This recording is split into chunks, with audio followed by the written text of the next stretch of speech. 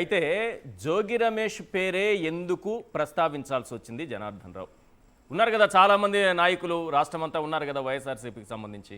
ఒకవేళ చెప్పాలనుకుంటే డైరెక్ట్గా జగన్మోహన్ రెడ్డి గారి పేరో ఇంకొకరి పేరో కూడా చెప్పేయచ్చు కదా, కానీ జోగి రమేష్ పేరే ఎందుకు చెప్పారు?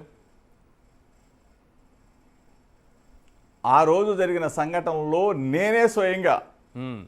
నేనే స్వయంగా నకిలీ మద్యం తయారు చేసే దగ్గరికి వెళ్ళి ఈ ప్రపంచానికి చంద్రబాబు నాయుడు చేసే దుర్మార్గం చాటి చెప్పాను కాబట్టి, చంద్రబాబు నాయుడికి నా మీద ఎప్పటి నుంచో కక్ష ఉంది కాబట్టి నన్ను టార్గెట్ చేయాలా, ఎట్లోకట్లా కక్ష తీర్చుకోవాలా, నెల 2 నెలలు 3 నెలలు 4 నెలలు జైలుకు పంపిస్తే చంద్రబాబు నాయుడు రాక్షసానందం, లోకేష్ రాక్షసానందం తీరుద్ది. ఇది వాళ్ళ ప్రయత్నం. నేను ఒకటే చెప్తున్నాను ఈశ్వర్ గారు, ఇటువంటి కేసులకి భయపడే ప్రసక్తి ఉండదు. ఎందుకంటే కృష్ణా జిల్లాలో పుట్టా, దమ్ముగా రాజకీయాలు చేశా, నీతి నిజాయితీతో విలువగల గల రాజకీయాలు చేశా. ఈరోజు చంద్రబాబు నాయుడు ఏదో పిచ్చి కేసులు పెట్టి, దొంగ కేసులు పెట్టి జోగి రమేష్ భయపడతాడేమో, జోగి రమేష్ పారిపోతాడు, నువ్వు దొంగ కేసులు పెట్టినా లేకపోతే ఇంకోటి, జోగి రమేష్ అనే వ్యక్తి ఎక్కడికి వెళ్ళడు. కృష్ణా జిల్లాలోనే ఉంటాడు, ఇబ్రహీంపట్నం గడ్డ మీదే ఉంటాడు. దేనికైనా సిద్ధంగా ఉన్న చంద్రబాబు నాయుడు చేసే దుర్మార్గాలను ఎదుర్కోవటానికి జోగి రమేష్ ఎప్పుడు సిద్ధంగానే ఉంటాడు. అట్లా అని చెప్పేసి ఎక్కడికి వెళ్ళే ప్రసక్తి ఉండదు అని చెప్పి కూడా చెప్తా ఉన్నా. చంద్రబాబు నాయుడు అసలు కోరింది మేమేం కోరాం? నేను అక్కడికి వెళ్ళి డిమాండ్ చేసింది ఏంటి? సిబిఐ ఎంక్వైరీ ఏమని కోరాం. అవును, సిబిఐ మీకు దమ్ముంటే, మీకు చేతనైతే సిబిఐ ఎంక్వైరీ. చంద్రబాబు నాయుడు గారు లేదు, నువ్వు సిట్ వేసావు. సిట్ ఏంటి? సిట్ అంటే ఏంటి? నువ్వు సిట్ అంటే సిట్టు, స్టాండ్ అంటే స్టాండు, కూర్చోమంటే కూర్చుంటారు, పడుకోమంటే పడుకుంటారు.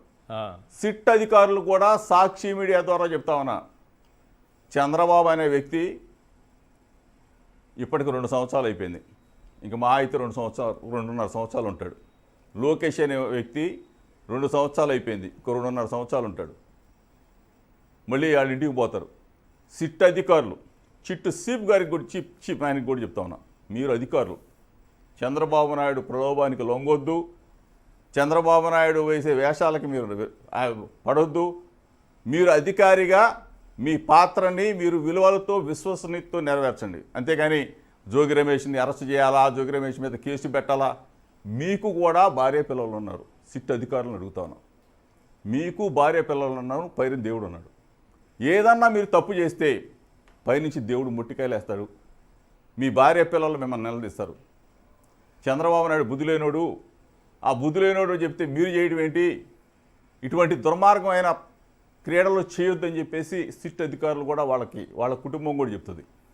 మరొక విషయం కూడా చెప్తా ఉన్నా, చంద్రబాబు నాయుడు గారి నిజాయితీ ఉంటే, చంద్రబాబు నాయుడు గారి సతీమణి లోకేష్ సతీమణి, ఇప్పుడు జరిగిన విషయాలన్నీ కూడా మీ ఇంట్లో మీరు చెప్పండి. చెప్తే చంద్రబాబు నాయుడు సతీమణి కానీ, లోకేష్ సతీమణి కానీ వాళ్ళని తిట్టపోతే అడగండి. జోగి రమేష్ బయట పెడితే అతని మీద కక్ష ఉంటే ఇంకో రకంగా తీర్చుకో, అంతేగాని ఏ విధంగా కేసులు పెట్టడం ఏంటి? దుర్మార్గం కదా. నీ 45 సంవత్సరాల రాజకీయ జీవితం తీసుకెళ్ళి దెబ్బలో కొట్టవా చంద్రబాబు నాయుడు అని చెప్పేసి చంద్రబాబు నాయుడు గారు సతీమణి అంటది. ఇది చెప్తా ఉన్నా, ఇది పచ్చి నిజం. దమ్ముగా రాజకీయాలు చేశా, విలువలతో రాజకీయాలు చేశా, విశ్వసనీయతతో బతికాం.